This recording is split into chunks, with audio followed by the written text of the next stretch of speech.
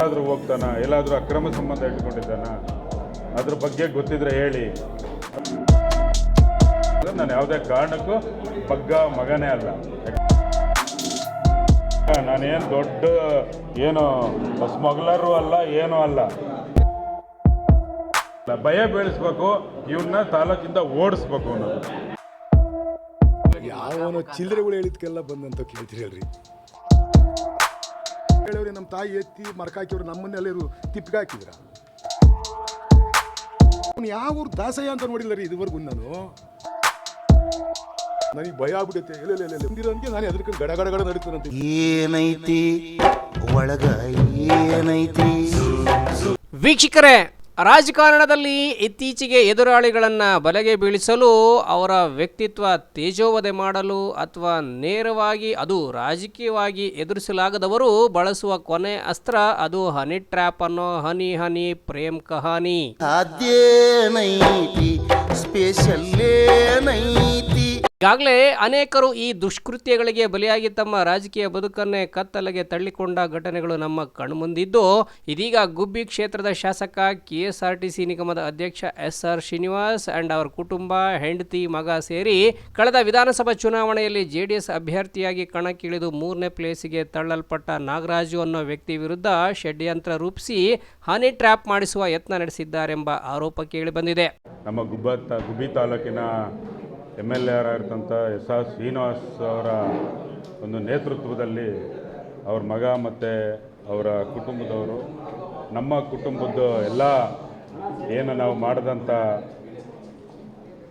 ಕೆಲಸಗಳು ಇರ್ಬೋದು, ಮತ್ತು ನಮ್ಮ ಬಗ್ಗೆ ಡಾಟಾ, ನಮ್ಮ ಹತ್ರ ಕೆಲಸ ಮಾಡೋರನ್ನ ಆಮಿಷ ದೊಡ್ಡ ಮಟ್ಟದಲ್ಲಿ ದುಡ್ಡಿನ ಲಕ್ಷಾಂತರ ರೂಪಾಯಿ ದುಡ್ಡಿನ ಆಮಿಷವನ್ನು ಹುಟ್ಟಿಸಿ ನಾನು ಏನೇನು ಕೆಲಸ ಮಾಡ್ತೀನಿ, ಎಲ್ಲಿ ಹೋಗ್ತೀನಿ, ಎಲ್ಲಿ ಬರ್ತೀನಿ, ಅದನ್ನೆಲ್ಲ ನಿರಂತರವಾಗಿ ನಮಗೆ ಕೊಟ್ಟರೆ, ನೀವು ಡಾಟಾನ ಕೊಟ್ಟರೆ ನಾನು ಇಷ್ಟು ದುಡ್ಡು ಕೊಡ್ತೀನಿ, ಮುಂದಿನ ದಿನಗಳಲ್ಲಿ ನನಗೆ ಆಗುತ್ತೆ. ಮತ್ತೆ ಎಲೆಕ್ಷನ್ ನಿಲ್ಲುವಾಗ ಯಾವ ನಾಯಕರ ಜೊತೆ ಇದನ್ನು ಸಂಪರ್ಕ ಇಟ್ಕೊಂಡಿರ್ತಾರೆ, ಎಲ್ಲಿ ಹೋಗ್ತಾರೆ, ಎಲ್ಲದನ್ನು ನೀವು ಕೊಟ್ಟರೆ ದುಡ್ಡು ಕೊಡ್ತೀನಿ ಅಂತ ಹೇಳ್ಬಿಟ್ಟು ಏನು ಸನ್ಮಾನ್ಯ ವಾಸಣ್ಣವ್ರ ಮಗ ದುಷ್ಯಂತ್ ಅವರು ಮಧ್ಯರಾತ್ರಿವರೆಗೂ ನಮ್ಮ ಹುಡುಗರನ್ನ ಕೂರಿಸ್ಕೊಂಡು ಮೀಟಿಂಗ್ ಮಾಡಿ ಅವ್ರ ಫ್ಲಾಟ್ನಲ್ಲಿ ಬೆಂಗಳೂರಲ್ಲಿ ಕರ್ಕೊಂಡ್ಬಂದು ಮೀಟಿಂಗ್ ಮಾಡಿದ್ದಾರೆ.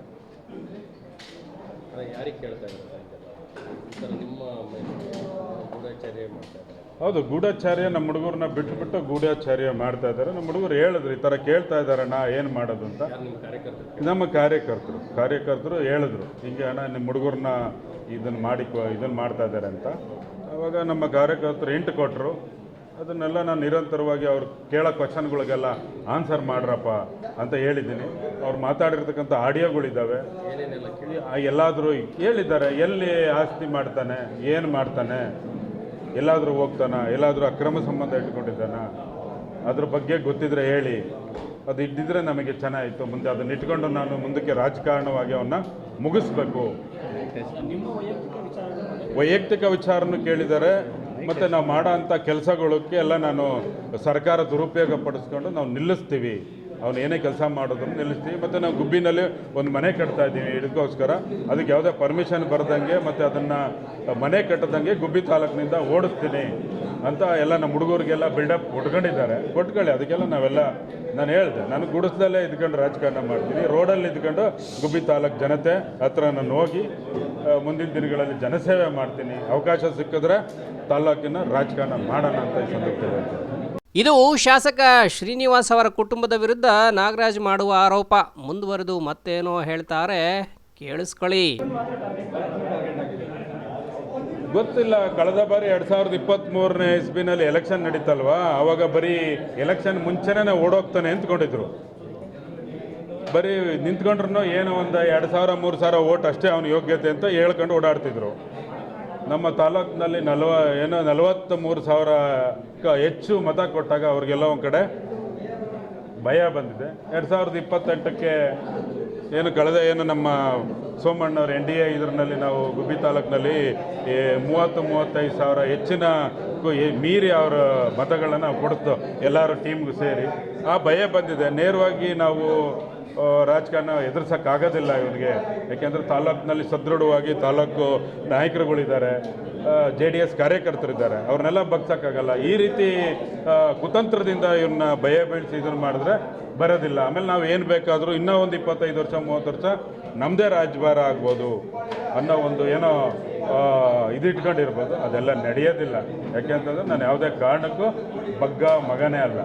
ಅಂದರೆ ನಾಗರಾಜ್ ಹೇಳುವ ಪ್ರಕಾರ ಮುಂಬರುವ 2028ರ ಚುನಾವಣೆಗೆ ಶ್ರೀನಿವಾಸ್ ಅಲಿಯಾಸ್ ವಾಸು ಈಗಲೇ ತಯಾರಿ ನಡೆಸ್ತಾ ಇದ್ದು, ನಾಗರಾಜ್ ವಿರುದ್ಧ ನೇರವಾಗಿ ಚುನಾವಣೆ ಎದುರಿಸಲಾಗದೆ ವಾಮ ಮಾರ್ಗದಲ್ಲಿ ನಾಗರಾಜು ಹೆದರಿಸಿ ಕ್ಷೇತ್ರದಿಂದ ಓಡಿಸುವ ಹುನ್ನಾರ ನಡೆಸಿದ್ದಾರಂತೆ.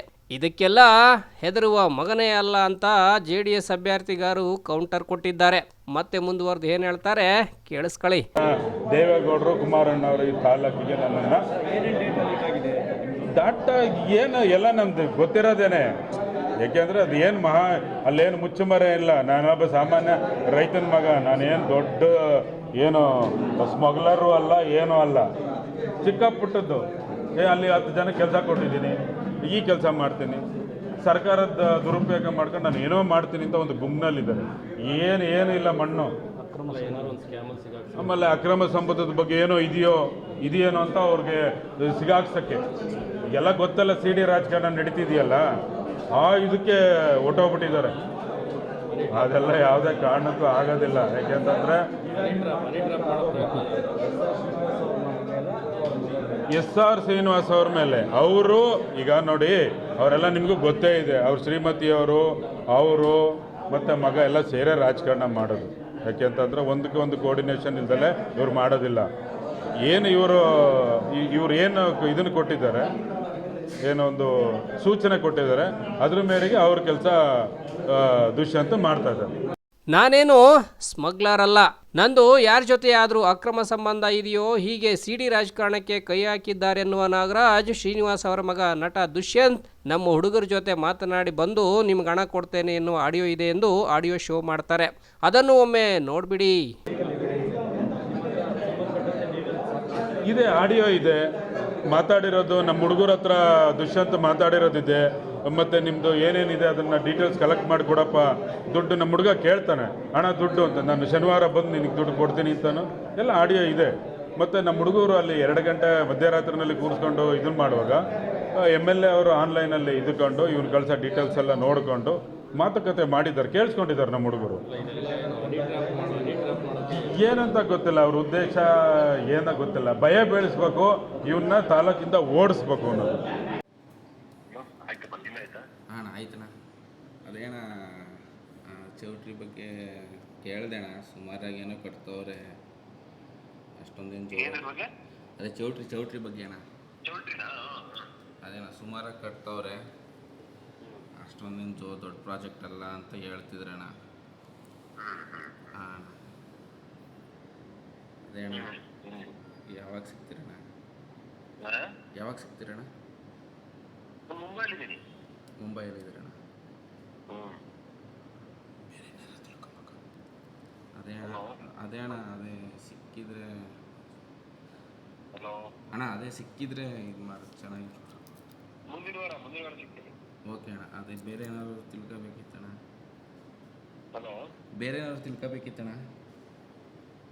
ನಾನು ಅದೇ ಮುಂಬೈಲಿದ್ದೆ, ವಾಪಸ್ ಬಂದು ಮನೇಲಿ ಮಾತಾಡ್ಬೇಕು, ಮಾತಾಡಕ್ಕಾಗಿಲ್ಲ. ಮಾತಾಡಾದ್ಮೇಲೆ ನಿಮಗೆ ಫೋನ್ ಹಾಕ್ತೀನಿ. ಓಕೆ ಎಲ್ಲ ಮನೇಲಿ ಕೂತಿದ್ದಾಗಲೇ ಮಾಡ್ತೀನಿ. ಹಾಂ ಹೇಳಿ ಮತ್ತೆ. ಹಾಂ ಸರಿ ಅಣ್ಣ. ಮುಂದಿನ ವಾರ ನಿಮಗೆ ಫೋನ್ ಮಾಡ್ತೀನಿ, ನಾವು ಒಂದ್ಸಲ ಬಂದು ಭೇಟಿಯಾಗಿ. ಸರಿ ಅಣ್ಣ ಆಯಿತು.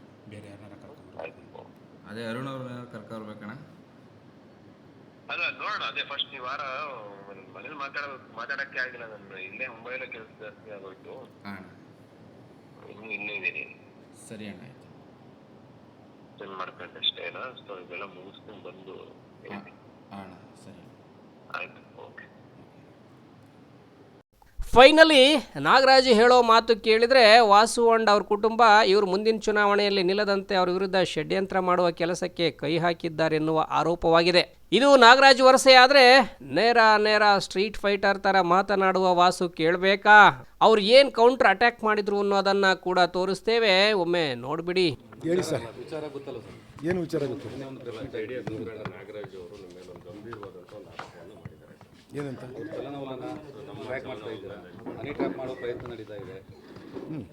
ಮಾಹಿತಿ ಕಲೆಕ್ಟ್ ಮಾಡ್ತಾ ಇದ್ದಾರೆ. ಯಾವನೋ ಚಿಲ್ಲರೆಗಳು ಹೇಳಿದ್ಕೆಲ್ಲ ಬಂದಂತ ಕೇಳ್ತೀರಿ ಹೇಳ್ರಿ. ಆ ಚಿಲ್ಲರೆಗಳು ಹೇಳೋದಕ್ಕೆಲ್ಲ ನಾನು ರಿಯಾಕ್ಟ್ ಮಾಡಲ. ಸರಿ, ಅವನು ಯಾರೋ ಚಿಲ್ಲರೆ ಹೇಳೋದಕ್ಕೆಲ್ಲ ನಾನು ರಿಯಾಕ್ಟ್ ಮಾಡಲ.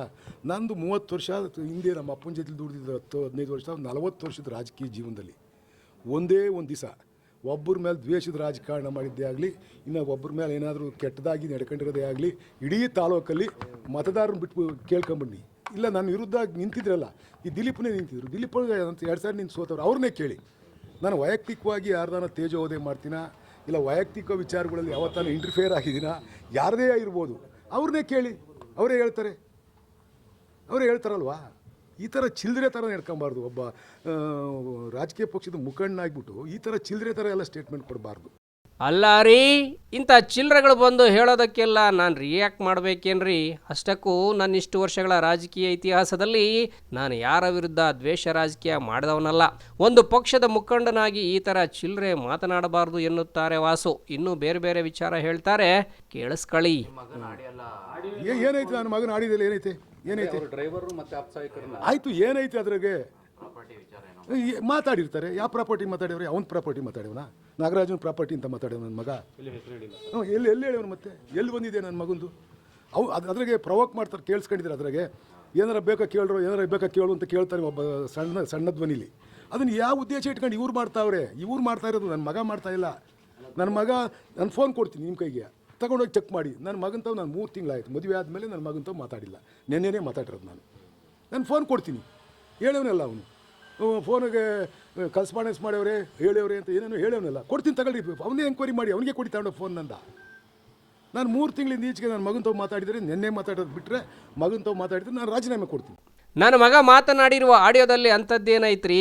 ನಾನು ಮಗನ ಜೊತೆ ಮೊಬೈಲ್ನಲ್ಲಿ ಮಾತಾಡಿ 3 ತಿಂಗಳಾಯಿತು, ನನ್ನ ಮೊಬೈಲ್ ಕೊಡ್ತೀನಿ, ಚೆಕ್ ಮಾಡ್ಕೊಳ್ಳಿ ಅಂತ ಮುಖಕ್ಕೆ ಹೊಡೆದಂಗೆ ಹೇಳಿಬಿಟ್ರು.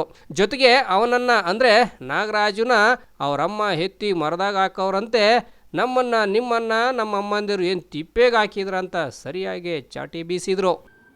ಇವೆಲ್ಲ ಮಾಡಬಾರ್ದು, ಚಿಲ್ಲರೆ ಥರ ನಡ್ಕೊಬಾರ್ದು. ಒಬ್ಬ ಗೌರವಾನ್ವಿತ ವ್ಯಕ್ತಿ ಅವನು ಹೇಳವ್ರೆ, ನಮ್ಮ ತಾಯಿ ಎತ್ತಿ ಮರಕಾಕಿಯವರು ನಮ್ಮನ್ನೆಲ್ಲರೂ ತಿಪ್ಪಿಗೆ ಹಾಕಿದ್ರ? ನಮ್ಮನ್ನೇ ಈಗ ನಿಮ್ಮನ್ನೆಲ್ಲ ತಿಪ್ಪಿಗೆ ಹಾಕಿತ್ತ ನಿಮ್ಮಮ್ಮ ಎತ್ತಿ?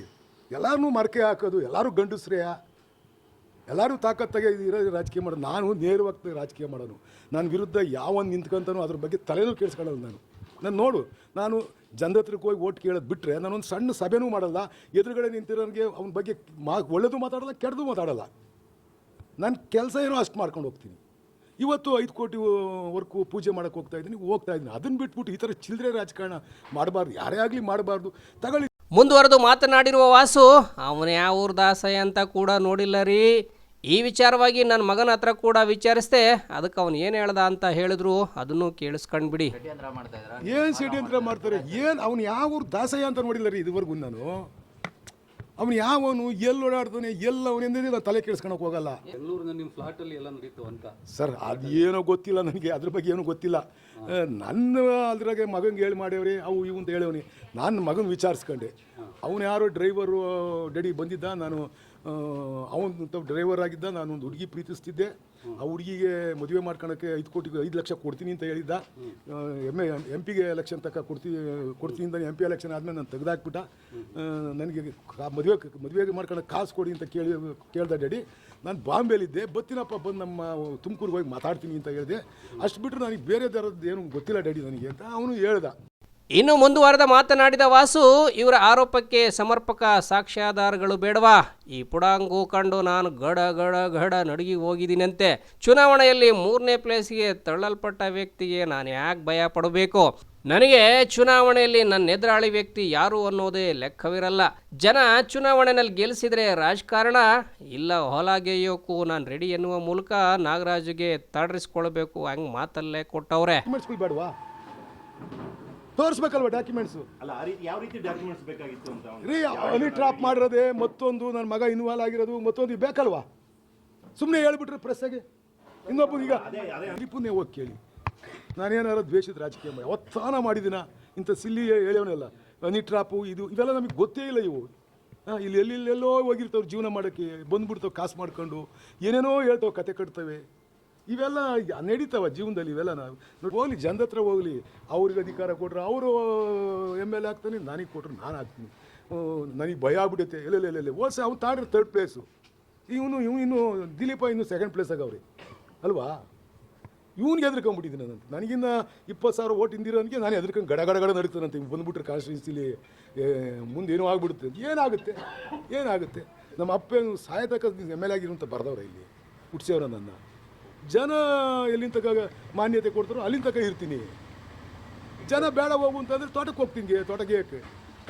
ಈ ಪ್ರಕರಣದಲ್ಲಿ ನಾವು ನೋಡೋದಾದರೆ ಇಂತಹ ಗಂಭೀರ ಆರೋಪ ಮಾಡಬೇಕಾದ್ರೆ ಅದಕ್ಕೆ ಪೂರಕವಾದ ತಕ್ಕದಾದ ದಾಖಲೆ ಇಟ್ಕೊಂಡು ಮಾತಾಡಿದರೆ ಅದಕ್ಕೊಂದು ಅರ್ಥ ಇರುತ್ತೆ, ಜನನೂ ನಂಬ್ತಾರೆ. ಯಾರು ಏನೋ ಹೇಳಿಬಿಟ್ರು ಅಂತ ಈ ಥರ ಎಡಬಿಡಂಗಿ ಸ್ಟೇಟ್ಮೆಂಟ್ ಅದು ಕ್ಯಾಮ್ರಾ ಮುಂದೆ ಕೊಟ್ಟರೆ ನಾಗಪ್ಪ ಬರೀ ಬುಸ್ ಅಂದು ಕಾಮಿಡಿ ಪೀಸ್ ಥರ ಆಗ್ತಾರೆ ಅಷ್ಟೇ.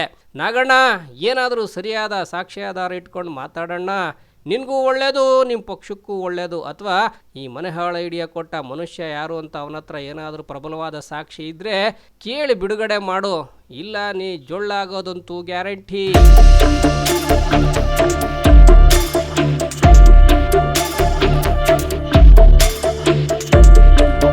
Bureau report, Belagere news.